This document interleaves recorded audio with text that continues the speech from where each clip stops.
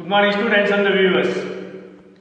Today we are in the second assignment, session 1 of 10th standard English language and the grammar part, active and passive voice. You have been knowing and you might be knowing that active voice gets the first priority for the subject, then the verb, then the object. But the passive voice has to be giving the importance for the object. For an example, the object has been given the importance and the be verb, the supporting verb has to be there. Then the past participle.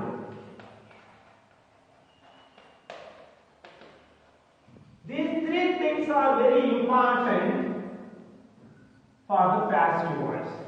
How do you know there is an object in the sentence? I will give an example, then it will be easy to understand. I eat a mango. What do I eat? Ask the question, then you get a mango. That is an object. What do I do? That is eating. That is the verb.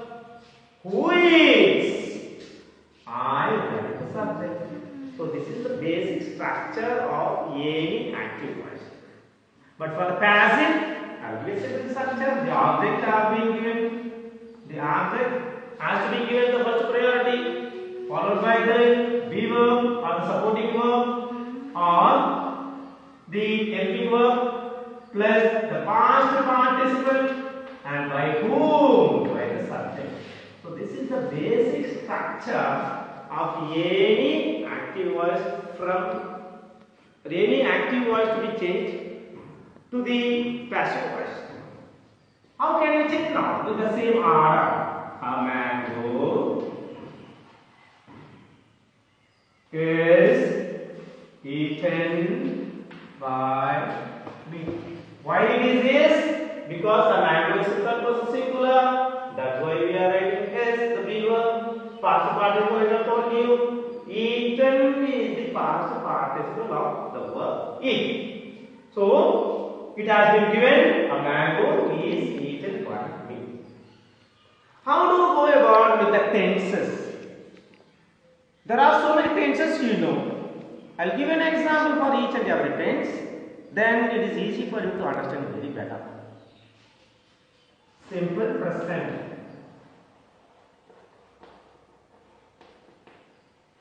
I take the same example. I eat a mango. A mango is eaten by me.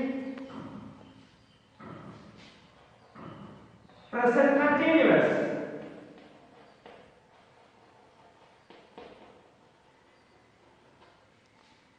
I am eating a mango. A mango, in the passive voice, a mango is being eaten. Why it is being? Because of the continuous tense. Being eaten by me. In the present perfect.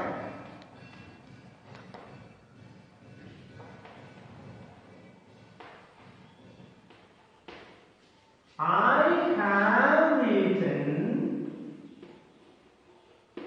a mango. In the passive voice, a mango is being eaten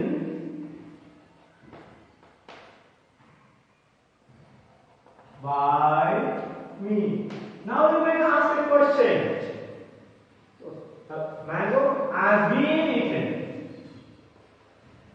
Has been eaten. Why? Because I should have and third of singular, so this is has. Right? Okay. Then simple past.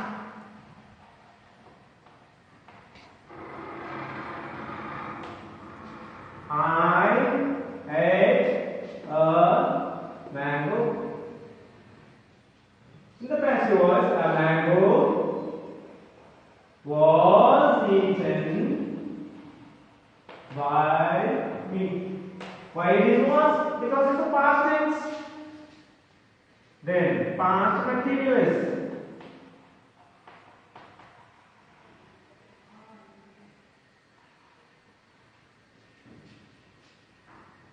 Example, I was eating a mango. In the passive voice, a mango was being eaten by me. Why it is being? Because it's a continuous tense. Past perfect. I had eaten a mango. In the passive voice, the same had is used. A mango had been eaten by me. Why the same had? Because have and has have the same past tense verb. That's why we are using had. Then simple future. Simple future. Are the modal auxiliaries. The modal auxiliaries. So modals in the sense. For example, can, could, may, might, must, shall, will, should, something like that. Okay, so those are called modals. Don't call it as a model, but it's a model. It is a modal verb. For example, I shall eat a mango. So here the passive voice will be a mango will be eaten by me. You might ask the question, why it is a shall and why it is here as the will? Because I told you in the beginning, in the very first class or something like that, one is the future tense, the shall will be only for the first person, whether it is a singular or plural. But the rest of the words will have the word called will. That's why it is will here. Then future perfect. Future perfect. I shall have eaten a mango. So how shall we make it? A mango will have been eaten by me. So this because we are using have and been because it is the perfect tense. I'll tell you one more thing. There are four tenses that will not have passive voice. There are four tenses that will not have passive voice. For example, future continuous, present perfect continuous,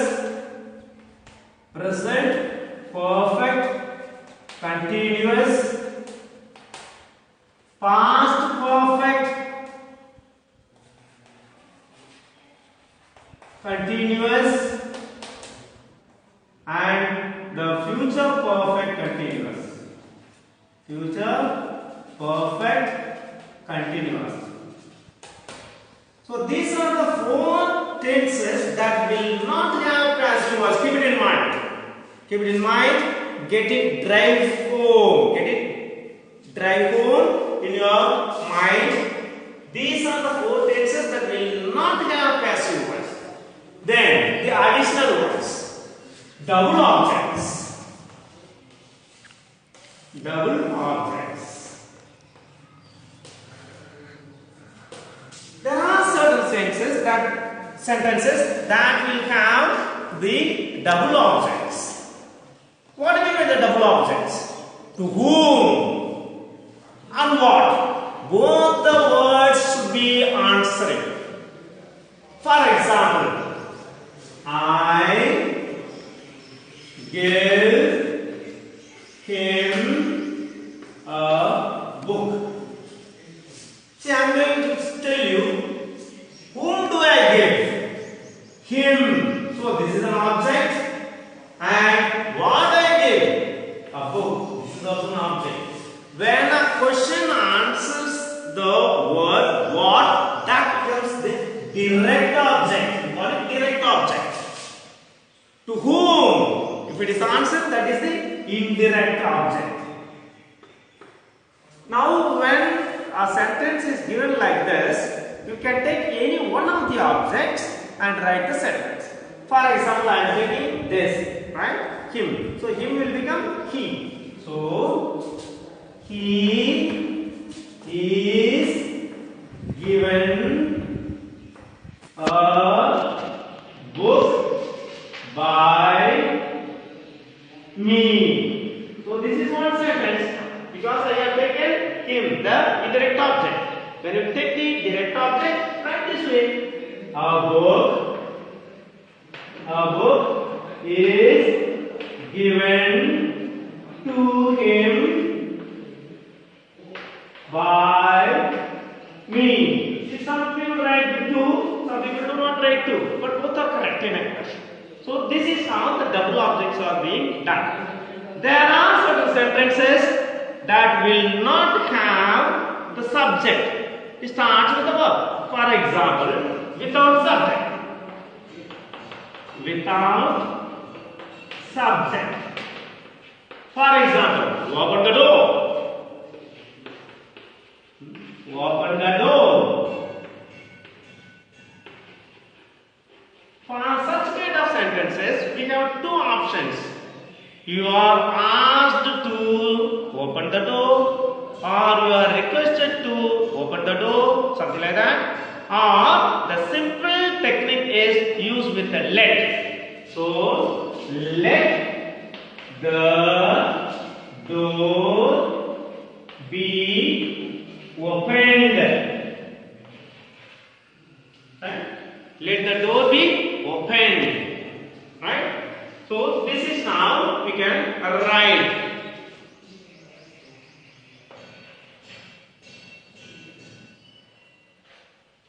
So, this is about the active voice and the passive voice.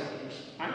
So, once you understand the tenses and once you understand this one very strictly, then the active voice and passive voice will not be a problem for you. That's all, children and the viewers, today for this session. This the thing that I want to tell you about. Thank you. Have a nice day. Good afternoon, students and the viewers.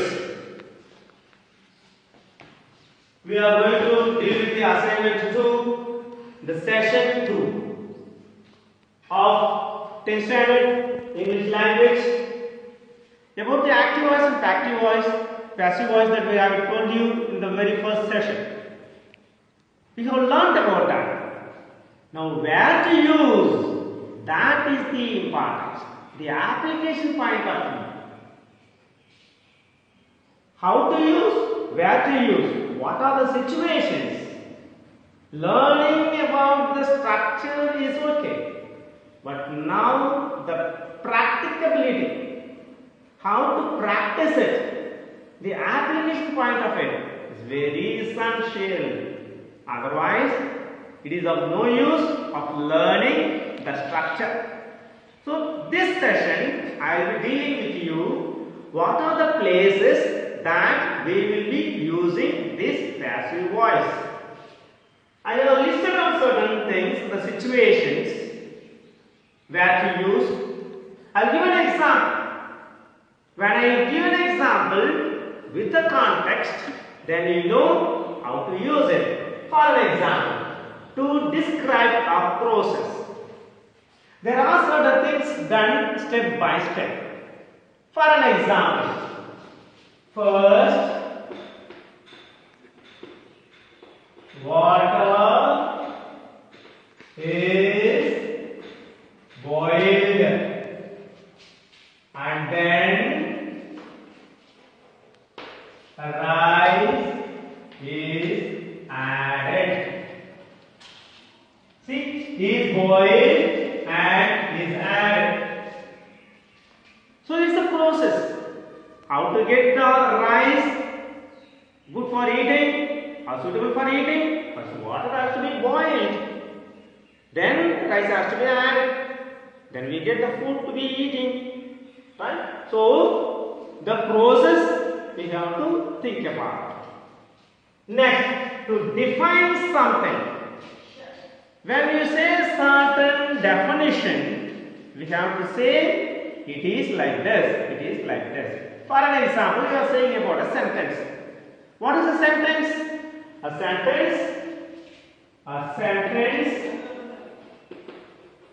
is a group of words,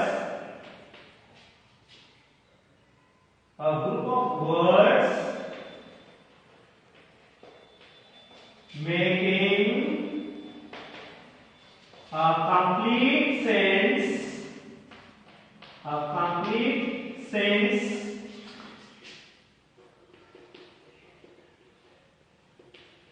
is called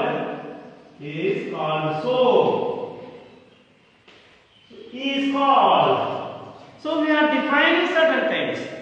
So we are giving a definition and we are saying what is the rest of the above. So a sentence is a group of words making a complete sense is called so.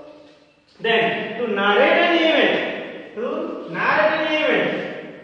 for an example, this is the lockdown stage. When 2 or 3 people go on a ride or a bike, policeman stops. Right? So, what is the right? I am or I was stopped by the police. Was stopped. Right? During the lockdown stage, we are not supposed to move out. But so happens it's an emergency situation. So I had to move on, but I was stopped. So was stopped was the passive voice. Next, to make an impersonal statement. What is that impersonal statement? Right? For an example, the same situation I tell you, so that the present situation will appeal you very much. For an example, it is hoped that this lockdown stage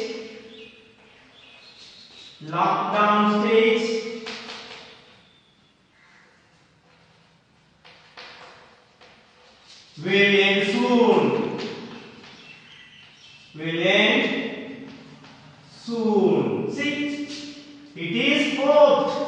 Is hoped. So it's an expectation, but it's an impersonal statement. Right? Who said? No one. But it is expected. That's why it is called impersonal statement. Next, to give emphasis to the object. In the previous session, I have told you object has to be given importance. For an example,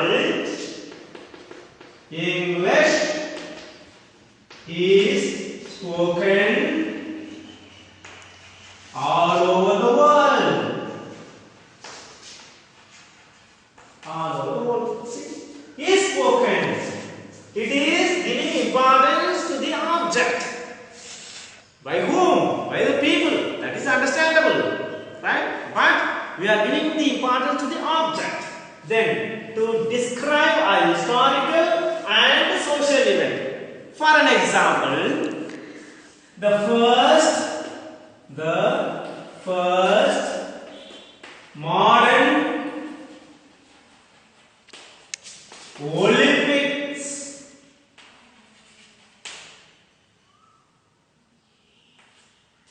Olympic Games was held in Athens.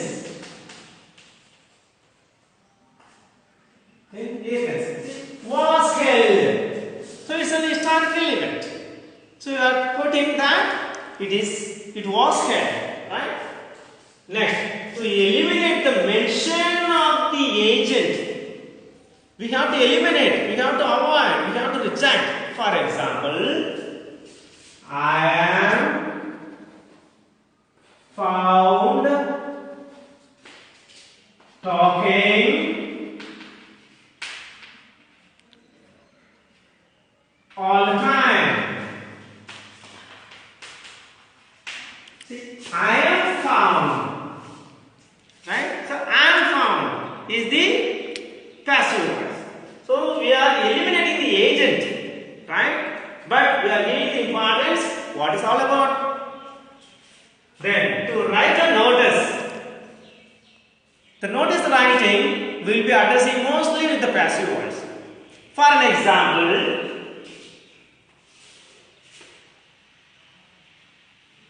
and interhouse or the interhouse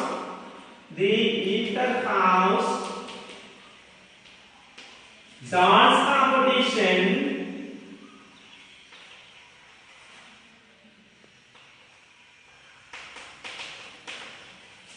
will be held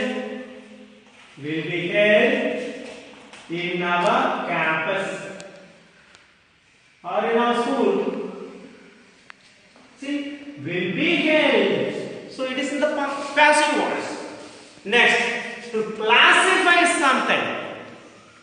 See, we have some categories. We have some classifications. We have some groups. For an example, food products or food crops have been divided or classified into three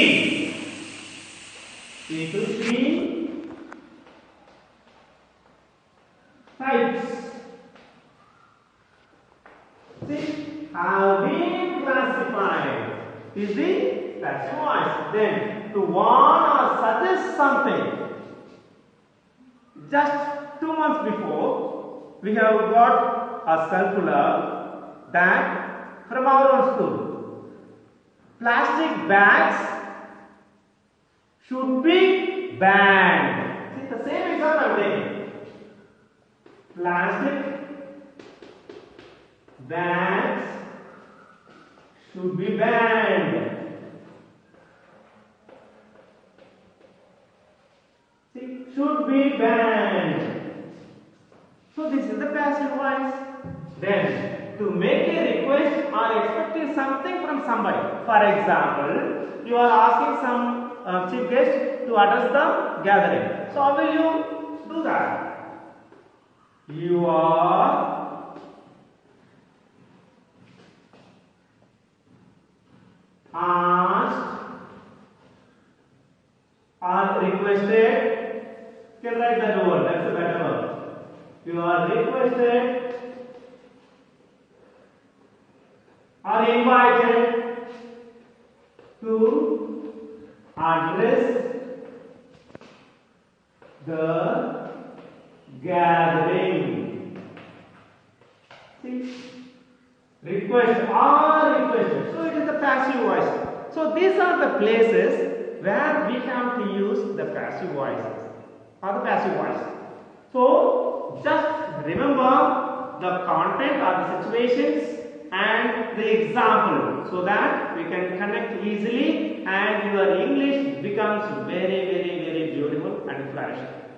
So this is the second assignment for you. I will be sending the PDF with the material, so that when you come back, I want the exercise to be done completely. So that is the day of work today. Thank you. Have a nice day.